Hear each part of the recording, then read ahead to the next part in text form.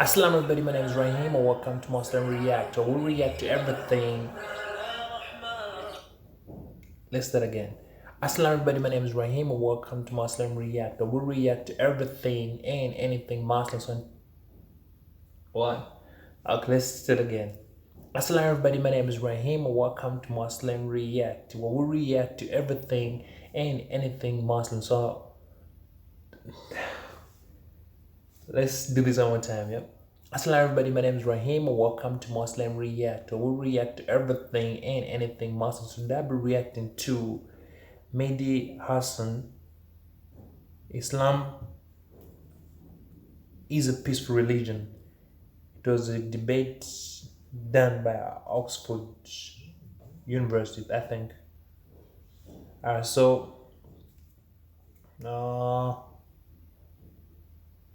If you're into the channel, please make sure to subscribe to my channel and let's check out the debate.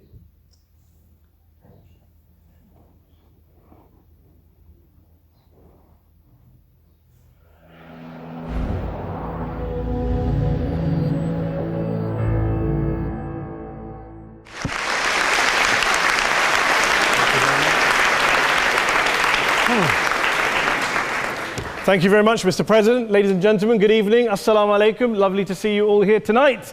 We are having a very entertaining night, are we not? With some very interesting things being said from the other side of the house tonight.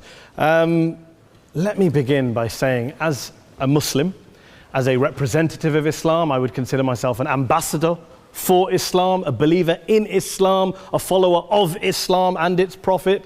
So in that capacity, let me begin by apologizing to Anne-Marie for the Bali bombings. I apologize for the role of my religion and me and my people, for the killing of Theo van Gogh, for 7/7. Yes, that was all of us. That was Islam, that was Muslims, that was the Quran. I mean, astonishing claims to make in the very first speech tonight on a day like today, where the Conservative Prime Minister of the United Kingdom is having to come out and point out that these kind of views are anathema. And I believe you're trying to stand for the Labour Party to become an MP in Brighton. If you do, and you make these comments, I'm guessing you'll have the whip withdrawn from you, but then again, UKIP's on the rise, they'll take you, the BNP, they might have something to say about your views. What Mehdi Hasan always does. By the way, just on a factual point, since we heard a lot about the second speaker, about how backward we Muslims all are, on a factual point, you said that Islam was born in Saudi Arabia. Islam was born in 610 AD. Saudi Arabia was born in 1932 AD. So you were only 1,322 years off. Not bad? Not bad start there. Talking of maths, by the way, a man named Al-Khawarizmi was one of the greatest mathematicians of all time, a Muslim, worked in the golden age of Islam. He's the guy who came up with not just algebra, but algorithms. Without algorithms, you wouldn't have laptops. Without laptops, Daniel Johnson tonight wouldn't have been able to print out his speech in which he came to berate us Muslims for holding back the advance and intellectual achievements of the West, which all happened without any contribution from anyone else other than the Judeo-Christian people of Europe. In fact, Daniel David Levering, the author of the Pulitzer Prize-winning historian and author of The Golden Crucible, points out that there would be no Renaissance, there would be no Reformation in Europe without the role played by Ibn Sina and Ibn Rushd and some of the great Muslim theologians, philosophers, scientists in bringing Greek texts to Europe. As for this being our university, I will leave that to the imagination as to who is our and who is there. I studied here too.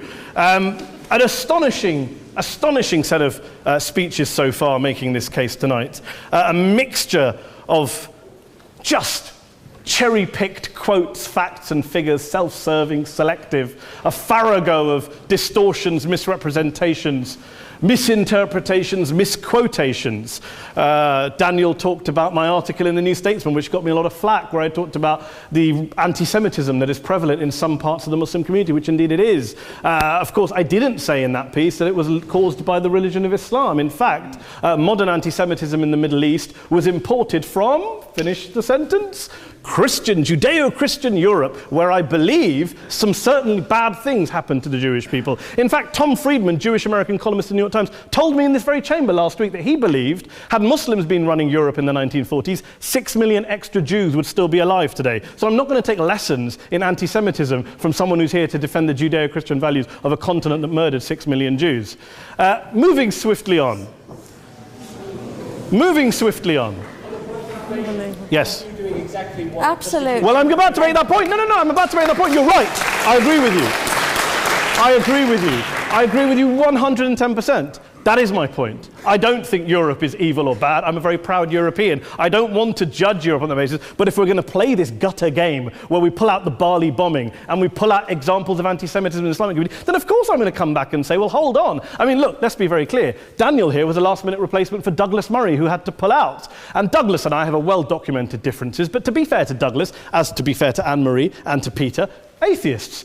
Atheists see all religions as evil, violent, threatening. What the problem I have with Daniel's speech is that Daniel comes here to run this robust defense of Christianity, forgetting that his fellow Christians, people who said they were acting in the name of Jesus, gave us the Crusades, the Spanish Inquisition, the anti-Jewish pogroms, European colonialism in Africa and Asia, the Lord's Resistance Army in Uganda, not to mention countless arson and bomb attacks on abortion clinics in the United States of America to this very day. I would like a little bit of humility from Daniel first before he begins lecturing other communities and other faiths on violence, terror, and intolerance. But, no thank you. Some water. But I would say this, to address the gentleman's very valid point here, I'm not going to play that game. I don't actually believe that Christianity is a religion of violence and hate because of what the LRA does in Uganda or what Crusaders did to Jews and Muslims in Jerusalem when they took back the city in the 12th or 13th or whatever century it was. I believe that Christianity, like Islam, like pretty much every mainstream religion, is based on love and compassion and faith. I do follow a religion in which 113 out of the 114 chapters of the Quran begins by introducing the God of Islam as a God of mercy and compassion. I would not have it any other way. I don't follow a religion which introduces my God to me as a God of war, as some kind of Greek God of wrath, as a God of hate and injustice. Not at all. As Adam pointed out, you go through the Quran and you see the mercy and the love and the justice. And yes, you have verses that refer to warfare and violence. Of course it does. This is not a motion about pacifism. I'm not here to argue that Islam is a pacifistic faith. It is not. Islam allows military action, violence in certain limited contexts. And yes, a minority of Muslims do take it out of that context. But is it religious? We talked about Woolwich. Daniel and Anne-Marie have suggested that it's definitely religion that's behind all of this. Well, actually, what I find so amusing tonight is we're having a debate about Islam. And the opposition tonight have come forward. We have a graduate in law, a graduate in modern history, a graduate in chemistry. And, you know, I admire all of their intellects and their abilities, but we don't have anyone who's actually an expert on Islam, a scholar of Islam, a historian of Islam, a speaker of Arabic, even a terrorism expert or a security expert or a pollster, let alone to talk about what Muslims believe or think. Instead, we have people coming here, putting forward these views, putting forward these sweeping opinions. Listen to Professor Robert Pape of the University of Chicago, one of America's leading terrorism experts, who, unlike our esteemed opposition tonight, studied every single case of suicide terrorism between 1980 and 2005, 315 cases in total. And he concluded, and I quote, "There is little connection between suicide terrorism and Islamic fundamentalism or any of the world's religions. Rather, what nearly all suicide terrorist attacks have in common is a specific secular and strategic goal to compel modern democracies to withdraw military forces from territory that the terrorists consider to be their homeland." And the irony is, when we talk about terrorism, the irony is that the opposition and the Muslim terrorists, the Al-Qaeda types, actually have one thing in common, because they both believe that Islam is a warlike, violent religion. They both agree on that. They have everything in common. Osama bin Laden would be nodding along to everything he's heard tonight from the opposition side. He agrees with them. The problem is that mainstream Muslims don't. The majority of Muslims around the world don't. In fact, a gentleman here started quoting all sorts of polls. Gallup carried out the biggest poll of Muslims around the world, of 50,000 Muslims in 35 countries. 93% of Muslims rejected 9/11 and suicide attacks. And of the 7% who didn't, they all, when polled and focus grouped, cited political reasons for their support for violence, not religious reasons. And as for Islamic scholars and what they say, well, Daniel talks about our University of Oxford. We'll go down to Oxford Centre for Islamic Studies, get hold of a man named Sheikh Afifi al-Akiti, who is a massively well-credentialed and well-respected Islamic scholar who has studied across the world, who in the days after 7/7 published a fatwa denouncing terrorism in the name of Islam, calling for the protection of all non-combatants at all times and describing suicide bombings as an innovation with no basis in Islamic law. Go and listen to Sheikh Tahir al-Qadri, one of Pakistan's most famous Islamic scholars, who published a 600-page fatwa condemning the killing of all innocents and all suicide bombings unconditionally without any ifs or buts.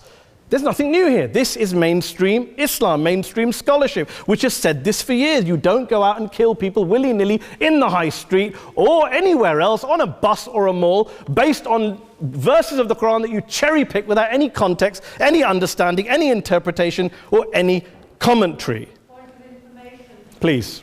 What about stoning of women, for example, in such life? Well, it's It doesn't happen apparently.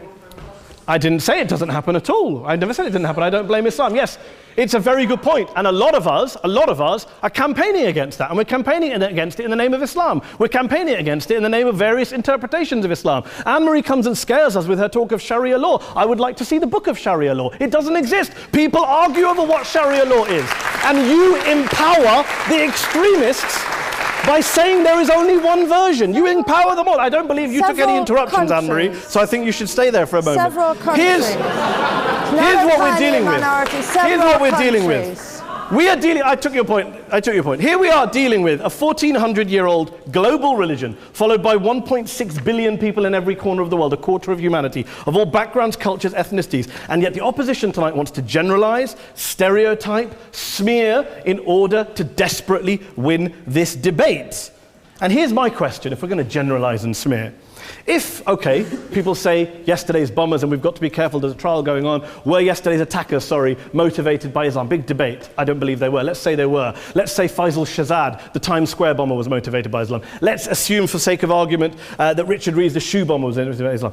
If Islam is responsible for these killings, if Islam is what is motivating these people, and Islam is therefore not a religion of peace, a religion of war, then ask yourself this question: why aren't the rest of us doing it? Why is it such a tiny minority of Muslims are interpreting their religion in the way that the opposition claim they are? Let's assume there are 16,000 suicide bombers in the world. There aren't. Let's assume there are for the sake of argument.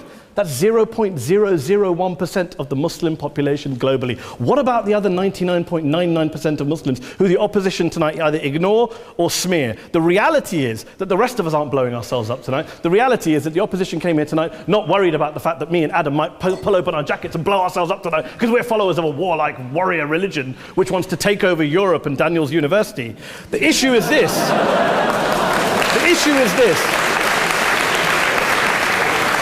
Unless the opposition can tell us tonight, and Peter Atkins is here, one of our great atheist intellectuals, can tell us tonight, can answer this question tonight: why don't the vast majority of Muslims around the world behave as violently and aggressively as a tiny minority of politically motivated extremists? Then they might as well give up and stop pretending they have anything relevant to say about Islam or Muslims as a whole. Ladies and gentlemen, let me just say this to you. Think about what the opposite of this motion is.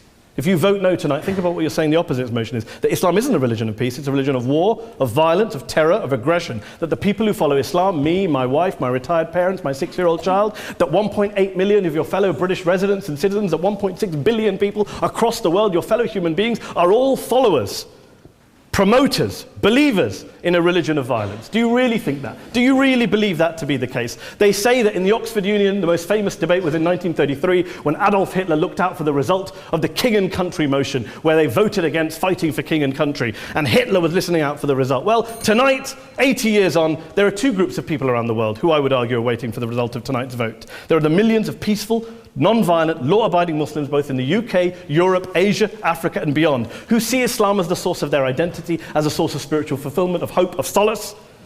And there are the phobes, the haters, the bigots out there who want to push the clash of civilizations, who want to divide all of us into them and us and ours and their. Ladies and gentlemen, I urge you all not to fuel the arguments of the phobes and bigots. Don't legitimize their divisions. Don't legitimize their hate. Trust Those Muslims who you know, who you've met, who you hear, who don't believe in violence, who do want you to hear the peaceful message of the Quran as they believe it to be taught to the majority of Muslims, the Islam of peace and compassion and mercy, the Islam of the Quran, not of Al-Qaeda. Ladies and gentlemen, I beg to propose this motion to the House. I urge you to vote yes tonight. Thank you very much for your time.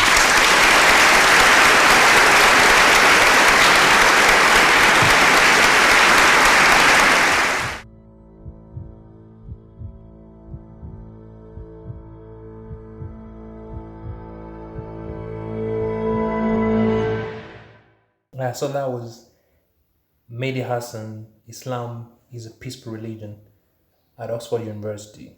And this is the thing. Most people have been sort of brainwashed from everything they see on the media about what Islam is really about. Like most people don't even want to hear you trying to explain to them about Islam or mention anything to do with Islam, because in their minds they believe Islam is just literally there to destroy people. You know, like all these murderers. Like every Muslim is just a murderer, like on a bone or told out to slaughter someone, chop off someone's head. So I like the debate. And this has been Muslim React, or we react to everything and anything Muslim. So until next time, inshallah, peace.